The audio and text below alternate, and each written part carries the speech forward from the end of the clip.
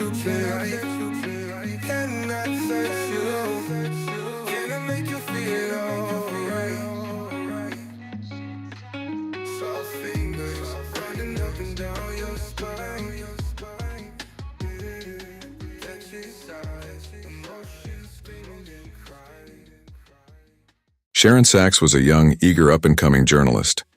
At least that's what she was sold as. She was a 22-year-old with a camera phone. Sharon Sax had over 2 million followers. She was a royal pain to the precinct, always in somebody's hair. The chief had finally pulled her to the side.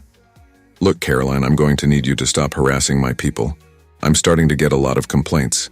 Higher up wants you trespassed and arrested the minute you step foot back in this precinct. I want to support your career," he went on.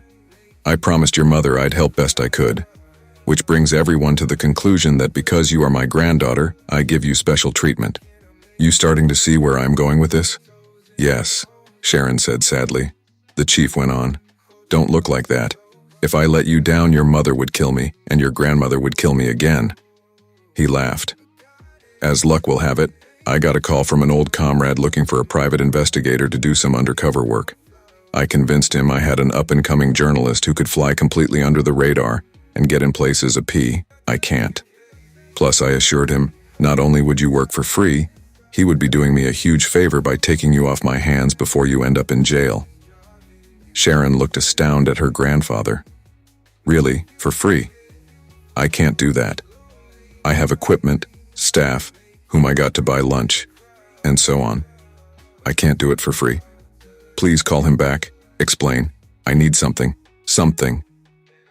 "All that stops," her grandfather went on. "You can keep it as a hobby, but all that stops now. This is a real job where you gather intel and report as an up-and-coming journalist.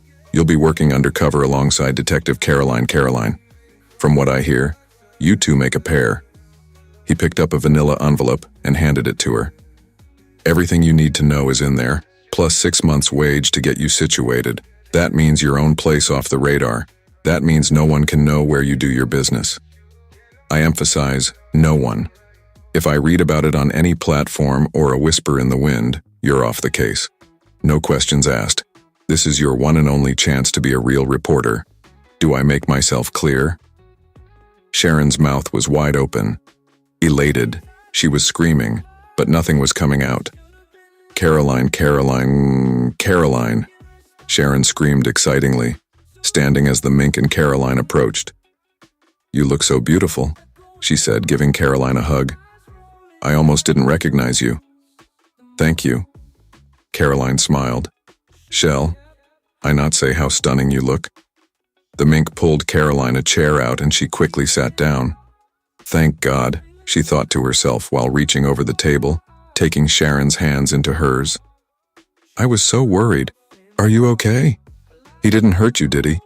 she asked, turning upsetting eyes on the Mink. "What? What are you talking about? I thought we were here for an interview. You sent me an email this morning. I was to use the e-card you sent me to go shopping and meet you here at 9 to interview the Mink in person." Caroline didn't understand. "I got a text from you saying you had been taken by the Mink."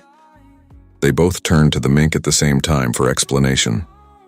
The Mink smiled, pulled out a chair, and sat down. "Well, since you are both here, I think we better get this interview started." He waved his hand and drinks appeared before them. The shock to Caroline and Sharon, it was their favorite drinks. "I've taken the liberty of ordering a sample of delicious samplers. I hope that you two will stay and enjoy yourselves while I go get ready for my set. After my performance, I'll answer any question you'd like to throw my way." Before they could shake themselves out of shock and get back to reason, the samplers were being spread out around the table as Mr. Pheromone bowed with a polite, "Pardon me." Sent shivers down her spine, had her moaning and crying, saying no while dripping on the floor.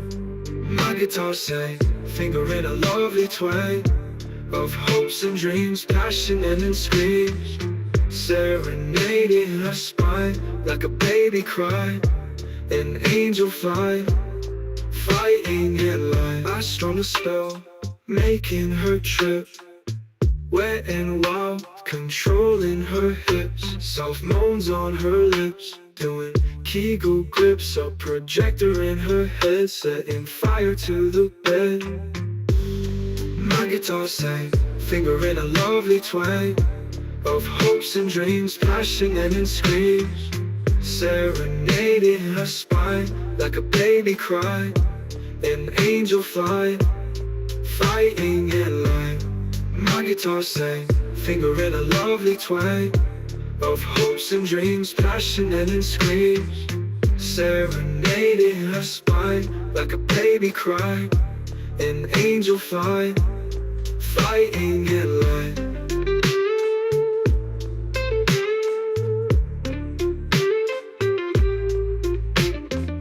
She moaned the grown hips in the zone, fire and heat, a slave so weak, trying to fight a moral right from being dragged into the night. My guitar sang, finger in a lovely twang of hopes and dreams, passion and in screams, serenading her spine like a baby cry, an angel flight, fighting in line. My guitar sang, finger in a lovely twang of hopes and dreams, passion and in screams, serenading her spine like a baby cry, an angel flight, fighting in line.